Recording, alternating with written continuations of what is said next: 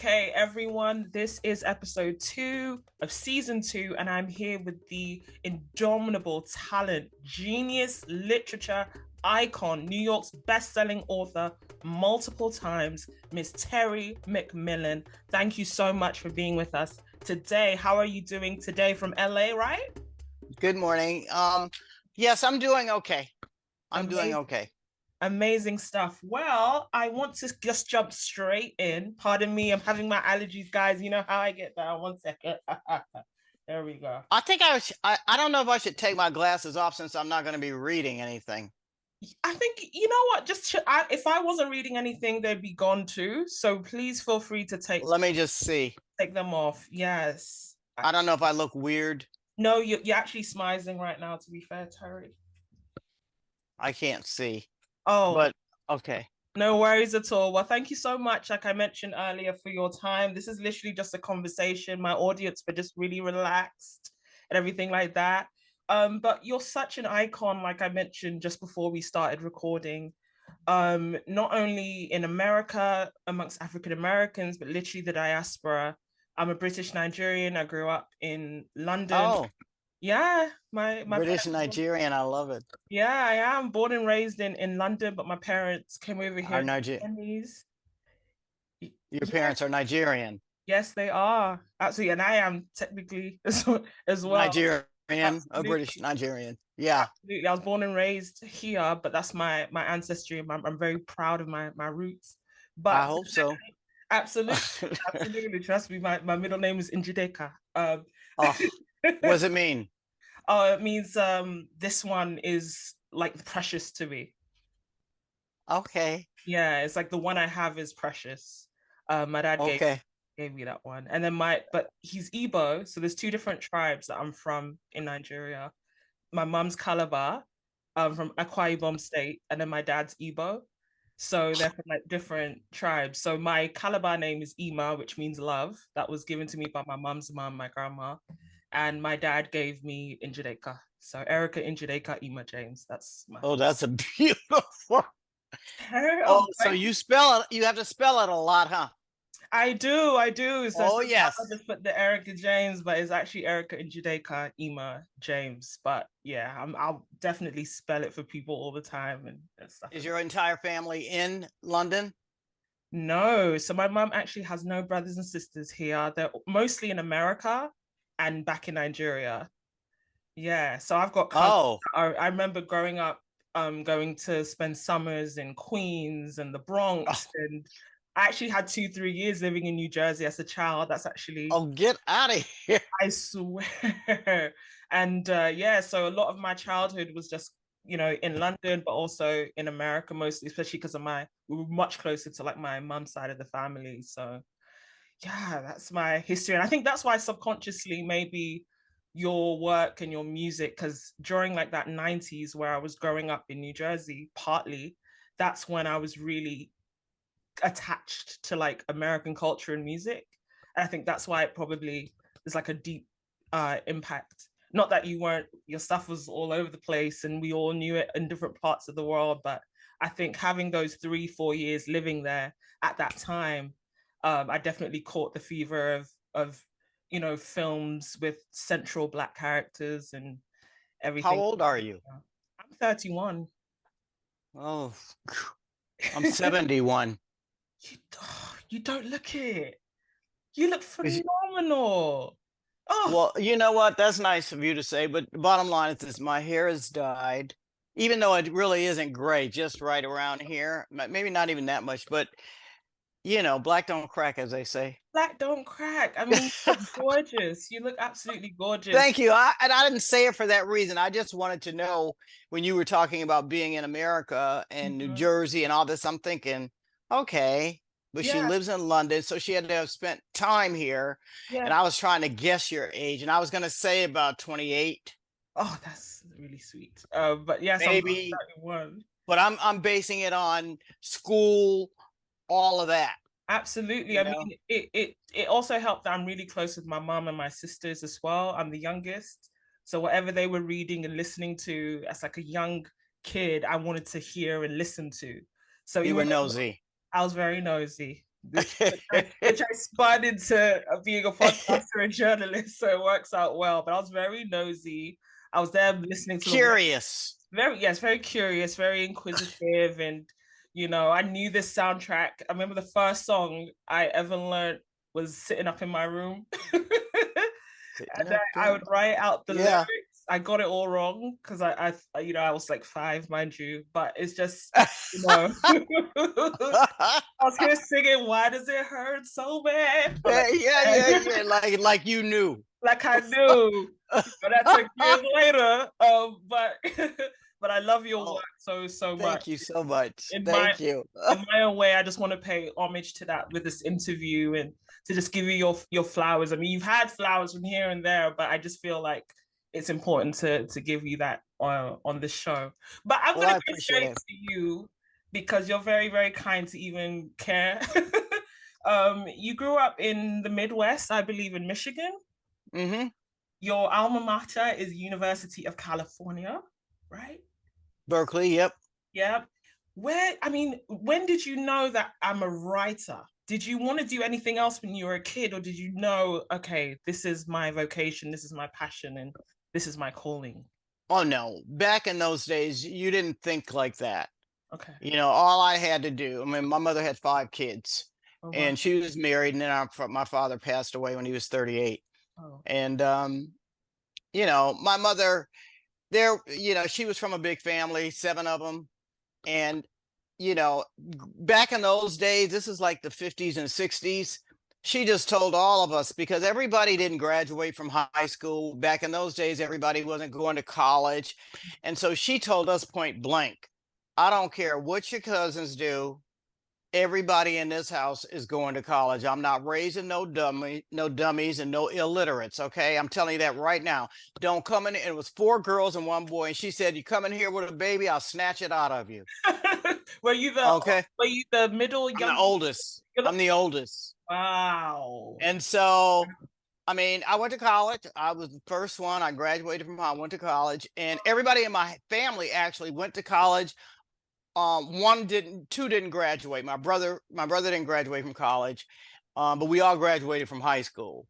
Amazing. And 3 of us went to college of 5. That's really beautiful. And back in those days, I mean, I'm talking about 1970, if that. It was like 16. I graduated in 1969 from high school. Amazing. So, what was that like at the time to graduate during such, I guess, social angst and we didn't think about it that way because we weren't socially astute. We didn't know everything that was going on. I mean, I was nosy, but I got nosier as I call it curious. Yes. But my mother had already told us because I had 1,000 cousins and we all lived in the same area. And a lot of them, a lot of my cousins were getting pregnant and having babies. Not all of them, but my mother just said, I'm telling you, come in here with a baby, I'll snatch it out of you. And she said, you're going to college. I'm not raising any dummies, and you're going to college. Because she had me when she was 17. Okay. And we all, some of us stepped foot into college, but 3 of the 5 actually went to college. And, and I ended up going to graduate school. I graduated from Berkeley as an undergraduate, UC Berkeley. I don't know if you know that school. Yeah, I do. I know. Yeah. Yeah. Oh, yeah.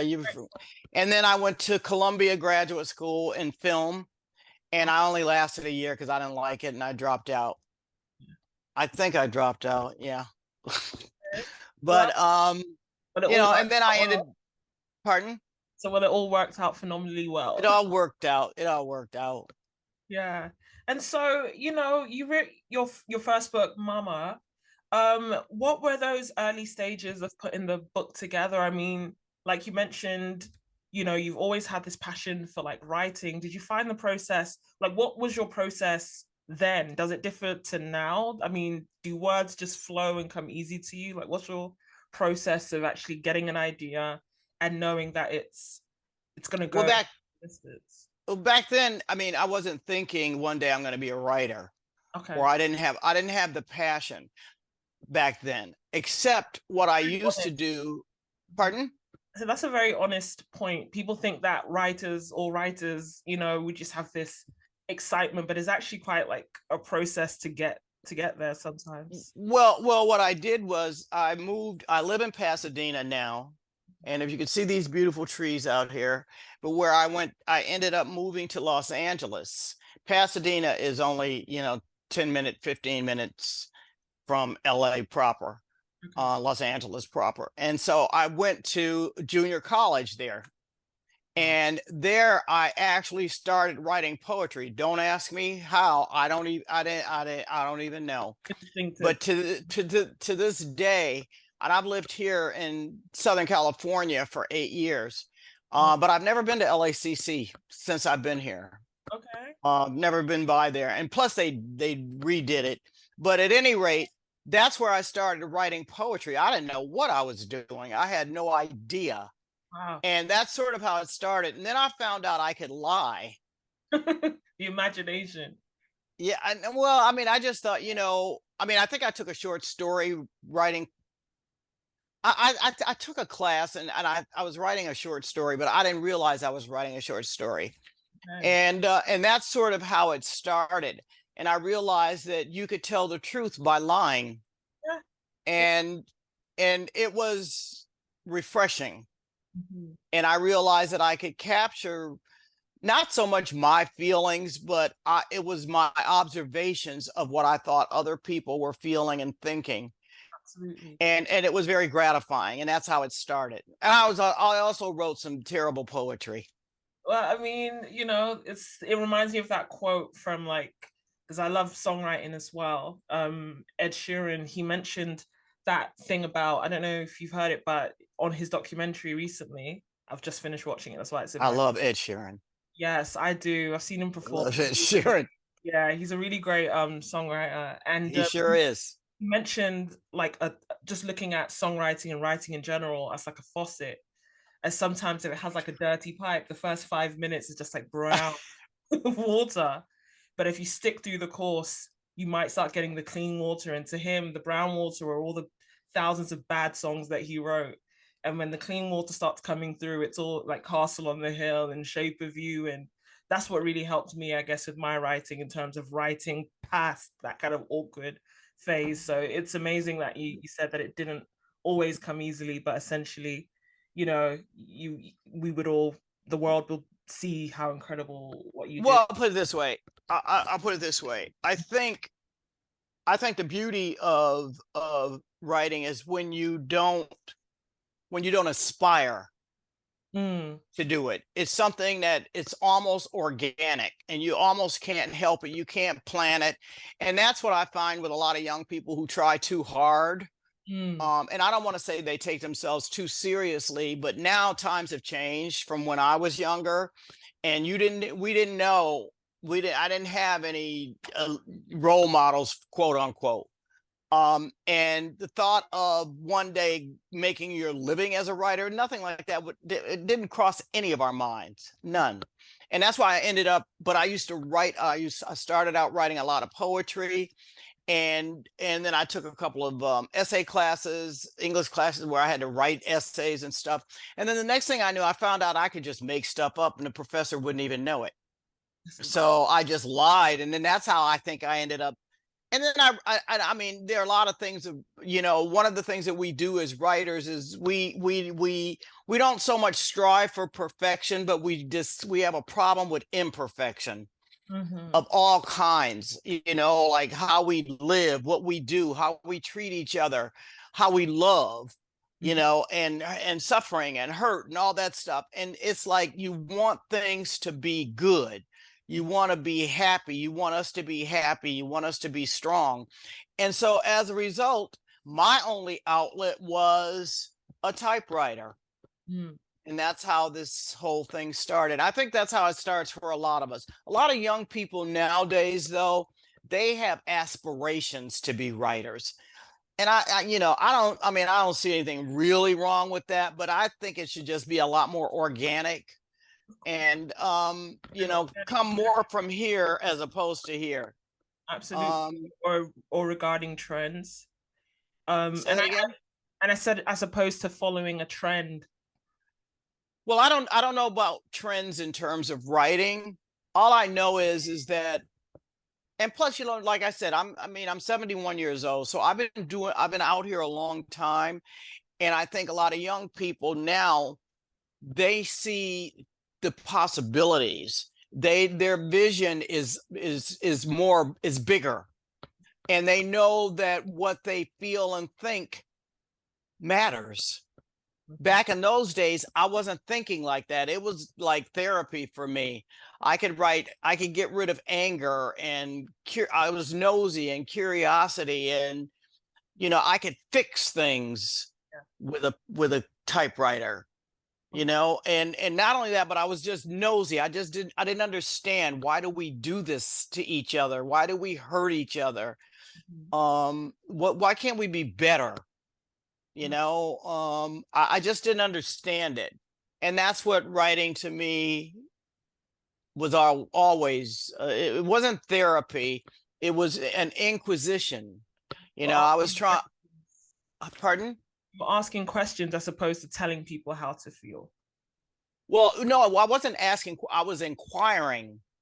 And so I would jump out of because I didn't think I was Miss Hotsy Totsy or smart, that, you know, I didn't have the answers. It was an inquiry. I was writing to sort of dig and find out, you know, why did my father hit my mother?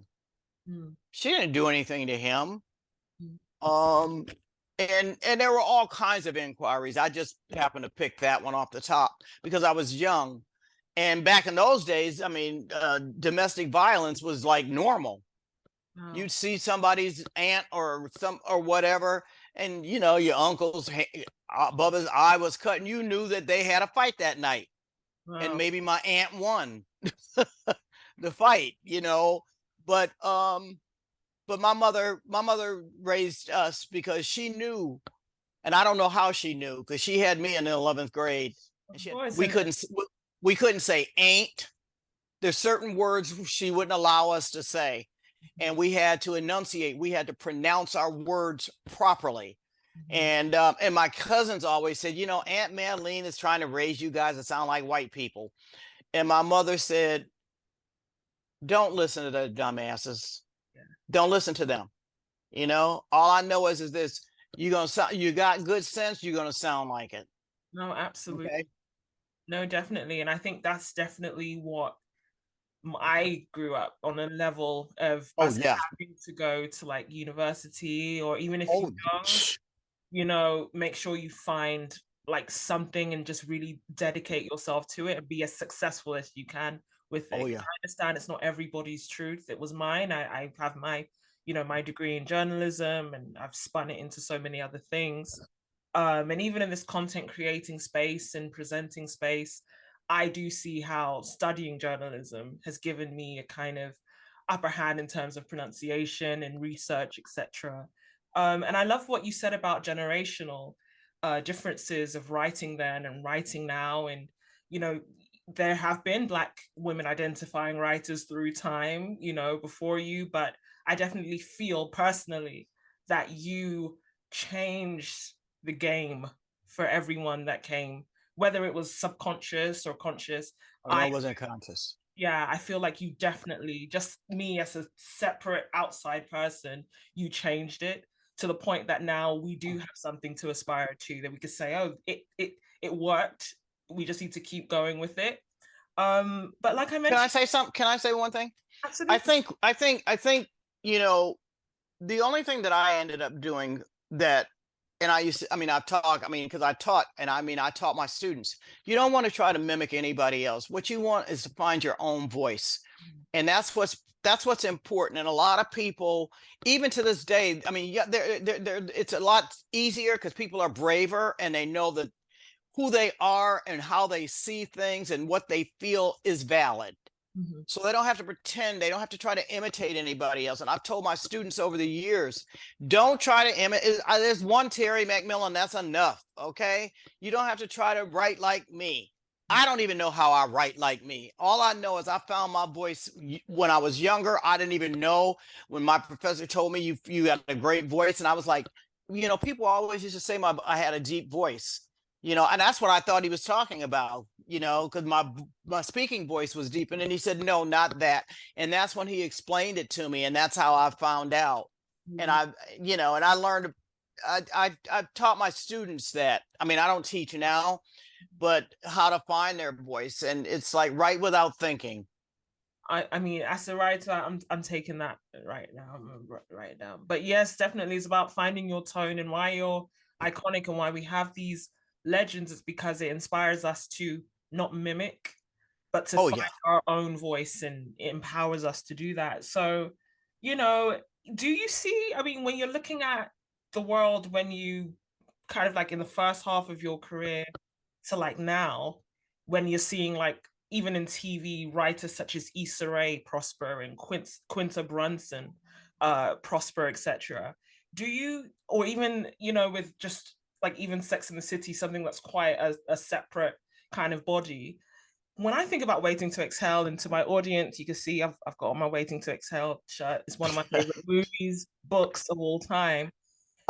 That was the early half of the 90s. Sex and the City came towards the later half of the 90s. And I know Candice, I believe Bushwell, she's the writer. But do you see, and you don't have to answer this, but I'll say, I feel like I can see elements of the impact you've had on stories such as that being told. Did you ever feel like this is on some level a reverberation of the thing I kind of started? No, I don't. I mean, first of all, one of the things that my mother taught us is never compare yourself to anybody. And, I mean, the bottom line is this: we all learn from each other. We are all, to some extent, impressed by something that we've seen, felt, heard, I mean, you fall in love, you realize he broke your heart or she broke your heart. And the bottom line is, next time, pay closer attention. And so to some extent, all of this it's cumulative. You don't realize how much you've been impressed or inspired or encouraged until, I mean, I have found some of the things. I mean, I know from the way I mean, what's his name? Taye Diggs has a show out now that has something to do with, it's a knockoff of Waiting to Exhale. I haven't seen it. I don't want to see it. I don't really care. And it's called it has something to do with I don't even know the name of it. I saw it yesterday. American was the last thing. I'm not sure, but it's something about some women who go to some hotel or do something, and they're all trying to find somebody. I don't know. And that was not why I wrote Waiting to Exhale, so he didn't even get it right. Or Stella, whichever one it was. But the point is that I don't judge. They can do whatever they want to do. I did what I wanted to do and told my stories, and I still do. I mean, the novel I'm writing now is called Safety. Absolutely. And it takes, the setting is a diner and a woman who owns a diner and the characters that are in the diner. But the thing is that sometimes, I'll put it this way, sometimes I think I'm not accusing young people of this, but there are some people that find their voice, they know it, they know what makes them itch, scratch, yell, cry, and that's what they imbue their work with it. And it doesn't mean it's my story or whatever. One of the things that I respect, and one of the things, especially when I was teaching, and there's a part of me that might want to teach another class every now and then, but one of the things that I used to stress in my classes, and I taught at a graduate level as well, is I taught at Columbia. I don't know how that happened, but I did. Well, I can see how. Well, I mean, I only did it anyway. The point is that one of the things that I always stress with my students is how to find their voice. And the bottom line is this: keep this out of it. You don't think it. You don't think it. You see it, or you feel it. One thing you can always do is go back and revise it. But if you're sitting there, you're basically constipating yourself. if you're sitting there struggling over every word, every sentence, don't do that. It's true. Because you're basically editing before you're even giving your heart and your gut permission to just spill it. Nobody's going to read it until you want them to read it. Mm. And not only that, but I take writing and what I put on a piece of paper very seriously. I'm not writing for an audience. I'm writing to understand something. I'm writing to paint a picture that moves. And sometimes it jumps inside someone else's heart. It's not my heart. It's my character's heart. Mm-hmm. And to me, it makes me more open 100%. to understanding other people. That's why I don't just, everything is not autobiographical. Of course. And, you know, young people sometimes start that way and I don't knock it. Mm-hmm. But that's the whole point of this. I mean, because otherwise you can show off. Exactly. And nobody really cares. Mm-hmm. What you care about and what you show them, what you dramatize and help them understand, wow, I have felt like that. Mm-hmm. Or I have been hurt or scared or unsure of myself. I said some things to somebody that I shouldn't have said. I didn't like this person for reasons that might have had more to do with me than them. You question all of that stuff. That's to me what good writing does. And that's what you've shown throughout your whole career. And I think just in terms of opening up that door isn't necessarily for anyone to even have, I mean, they'll do it, they may do, but we have different stories. We're all different people, whether you're a woman identifying, we all have different stories. Being a woman isn't monolithic. So there's room for everyone. I'll put it this way. Even when somebody asks me something about waiting to exhale, I have to stop and think. I got you. About how many characters were in. Yeah. Pardon? You're going to see it from a different perspective to any of us. So I get it. But not only that, but the thing is this is not all downhill from here. I was just thinking, who was in that book? I'm serious. It's like, I just don't, if I were to pick it up and put it in front of me, then those characters will start to come to life again with me. But really, when it boils down to it, I'm finished with them. I mean, it's like, I mean, the book that I'm writing now,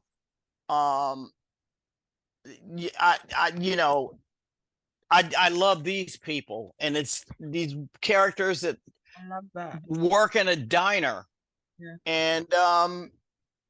And I just love it. I think I have about 7 characters. So you have all these people that you know, they stay in each other's business. Ooh. And it's huh? I said, ooh, sounds good. You know, but they all eat at the same place. And it's a diner. So you see the characters in the diner and outside of the diner. So sometimes when they come in, you as a narrator, I know what's happening. But the reader only thinks they do. Amazing.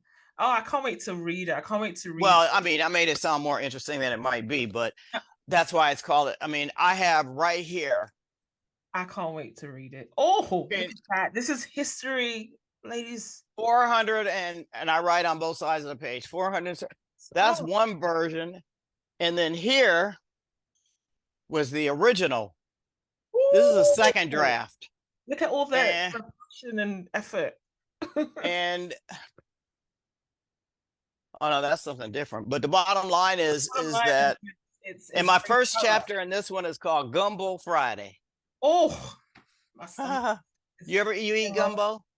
I have. I've had gumbo times. Yes. Yeah. I want to get some good Southern cuisine. But thank you so much. I do want to just end, not to be too nostalgic, because I love the fact that my best work is my next work, and I love that. I love that energy.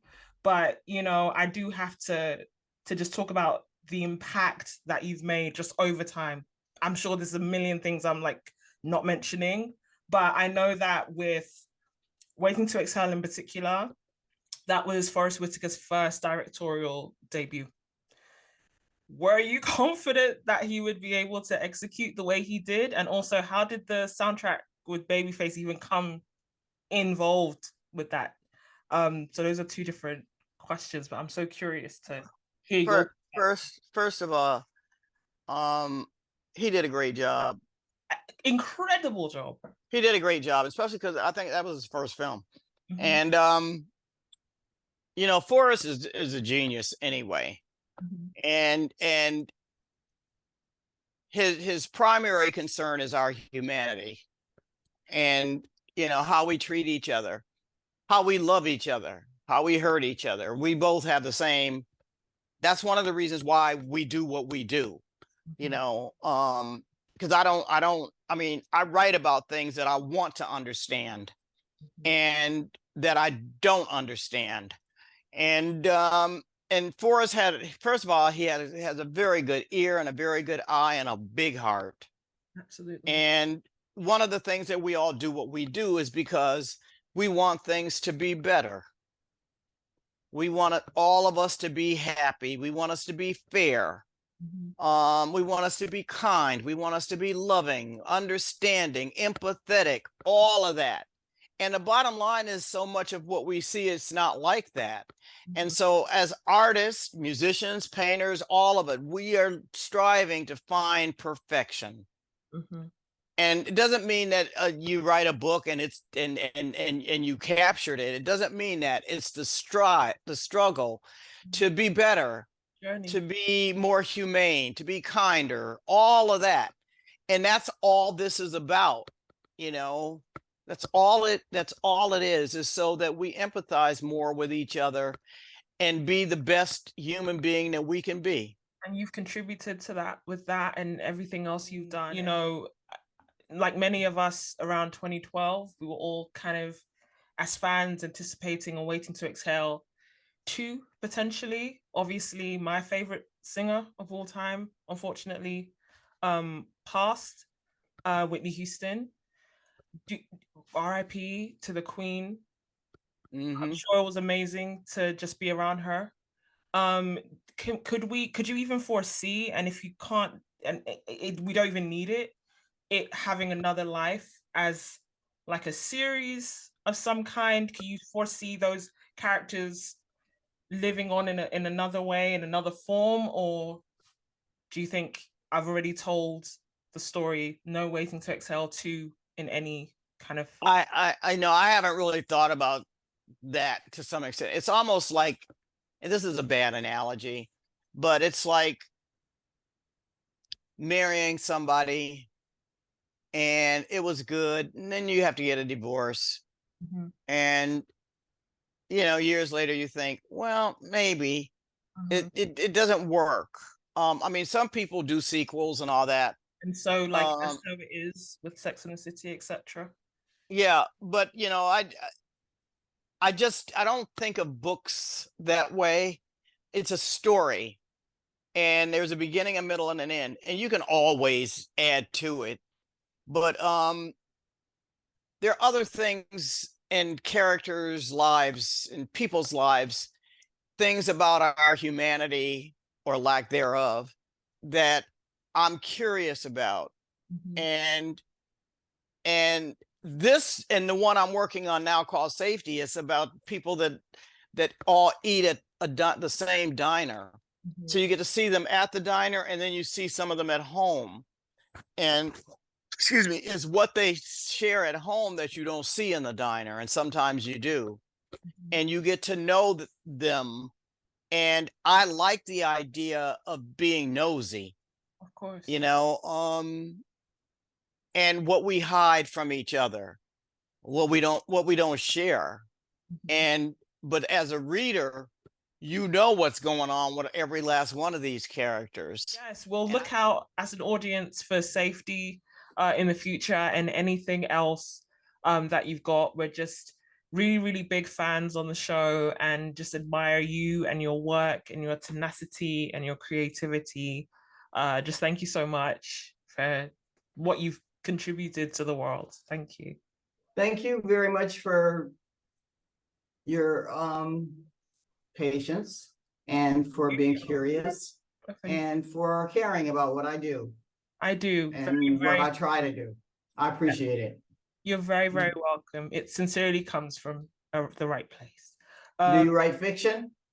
I write non-fiction mostly. I do like a good fiction, but I write non-fiction. And yeah, I write about just things that I go through, things that I see my friends going through, family that I see going through, but like not saying that I'm in any way like mimicking what I've grown up listening to or watching like you, but I feel like it's definitely inspired me to be that curious about my own kind of millennial Gen Z scope of things and seeing how those boundaries could be pushed. And I don't think of it in that kind of formulaic way, but I love using my voice in that kind of way to shine a light, because you don't really hear too many Black British like stories. So a lot of people, even when I was living in America, they would say like, do you know the Spice Girls and do you know the Queen? And I'm like, no, they don't go where I am. But then sometimes I go there too, you know. But yeah, it's just about this time, this different audiences and different perspectives being shown and reflected, and that's what I do. But that's my writing passion. My job is working in unscripted as an assistant producer. Well, I appreciate your curiosity and your interest in what I do, and I enjoyed this interview because it wasn't pretentious at all. I appreciate and you can tell when somebody really cares about what they do for a living and who they talk to and how they talk to them. And so I really appreciate it. And you're young, so next time I come to London, I will look you up. Please. I might be moving to Lisbon. Listen, come over Lisbon, here. Lisbon, yes. Yes, please. I mean, it's closer than it is in America to here. So absolutely. I mean, this is the time for change and etc. But yes, please, anytime you're in London, please come. I will show you around. Have you ever been to London? I'm sure you've been. Oh yes. Oh yes, I've had book tours in London. Of course you have. Of course. Back probably before you were born. Of course. Oh yeah, and I mean back in those days, they ask, I toured a lot of places, and bottom line is that I used to take the train because they asked if I'd like to fly, and I said I'd rather trains. I love trains, especially in Europe. Yes, I love trains. Amazing. And now I have quite a few good friends have moved to Lisbon, and I've done a lot of homework. And I look at apartments every day, and it's like compared to where I live here and how much I have to pay to live here, I could have 10 apartments. Absolutely. In Lisbon, but my there are like 900,000 people of color have moved to Lisbon. And so my BFF, she's someplace, I don't even know where she is. And she said a good friend drove with her. I didn't even know she had a car over there, and so she's like, T-Mac, that's what my friends call me. You got to get your butt over here.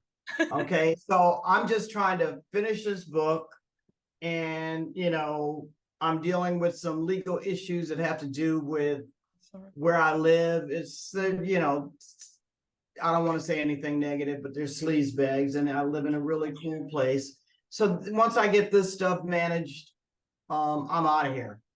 Well, I'm sending you good energy, and please do pray for me, honey. I would, my grandfather's a pastor. I'm gonna pray. You'll be okay, more than okay. I see it working out in your favor, Terry. You're an amazing human being. And yes, thank you, sweetie. When you come to London, you're very welcome. When you come to London, since you like the trains, we'll get an Oyster card and we'll be on our way. But have an amazing day. And yes, catch you soon. Take care. Thank you so much. Thank you, Erica. Thank you so much. Bye. Okay, and stay strong. I will. Thank you. You too. You're welcome. Bye-bye. Thank you. Bye.